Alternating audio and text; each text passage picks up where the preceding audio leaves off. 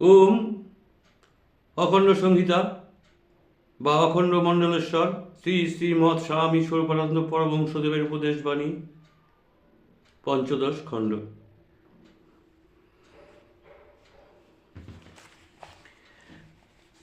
আত্মসমর্পণেই জীবনের চূড়ান্ত সফলতা, কিন্তু আত্মসমর্পণের পথে কতগুলি বাধা আছে। পরনিন্দার রুচি মানুষকে পরমুখী করে, এই জন্যেই পরনিন্দকের ভেতরে আত্মসমর্পণের বিশুদ্ধ ভাব জাগে না। এই জন্যই সাধক মাত্রকেই উপদেশ দিতে শোনা যায় যে পরনিন্দা বিষবৎ বর্জন করো। নিজের গুণপনা সম্বন্ধে সচেতনতা মানুষকে উদ্ধত করে। এই উদ্ধত আত্মসমর্পণের বিপরীত ক্রিয়া। এই জন্যই সাধক মাত্রকেই উপদেশ দিতে শোনা যায়, নিজেকে তিনের চেয়ে সুনীচ করো, তরুর চেয়ে সহিষ্ণু করো, অমানিকে মান দাও, নিজে মান লাভ করবার জন্য লালায়িত হইও না। ভক্ত না হয়েও ভক্তের প্রাপ্য সম্মান, দাতা না হয়েও দাতার প্রাপ্য যশ, জ্ঞানী না হয়েও জ্ঞানীজনের প্রাপ্য প্রতিষ্ঠা, বিদ্বান না হয়েও বিদ্বানের প্রাপ্য খাতিরটুকু পেলে কে না খুশি হয়।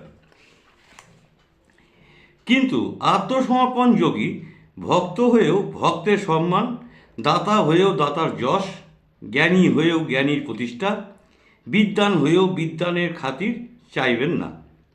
বহুদিকে যার লক্ষ্য তার আত্মসমর্পণ আসে না।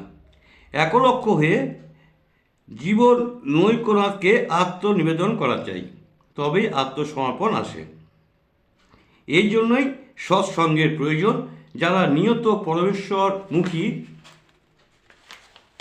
তাদের দর্শনে, স্পর্শনে, স্মরণে, মননে মন আত্মসমর্পণের দিকে সহজে অগ্রসর হয়। দেহের ভার ভগবানের সমর্পণ করার পর তুমি তোমার বিধেয়ী সত্তাকে ভালো করে টের পাবে। তখন এই কঠিন তত্ত্ব তোমার নিকটে সহজ হবে। এই মরণশীল ক্ষণস্থায়ী দেহ দুদিনের জন্য, আবার সেই দুটি দিনও নিতান্তই সীমাবদ্ধ। কিন্তু তুমি ক্ষণস্থায়ীও নও, নিতান্ত সীমাবদ্ধ ক্ষুদ্র একটি নশ্বর বস্তুও নও। দেহকে নিজে থেকে আলাদা করে দেখার শ্রেষ্ঠ উপায় জগৎ কল্যাণ কর্মে এটিকে ভগবানের হাতে সঁপে দেওয়া। দেহকে আলাদা করে দেখারও শুরু হলো কি তোমার স্বরূপ দর্শনও শুরু হলো বলে জানবে। রোগ হয়েছে, চিকিৎসা করাও, কিন্তু দেহকে জগতের মঙ্গলকর্মে নিয়োজিত করে রাখতেই হবে। ওম হরি ওম।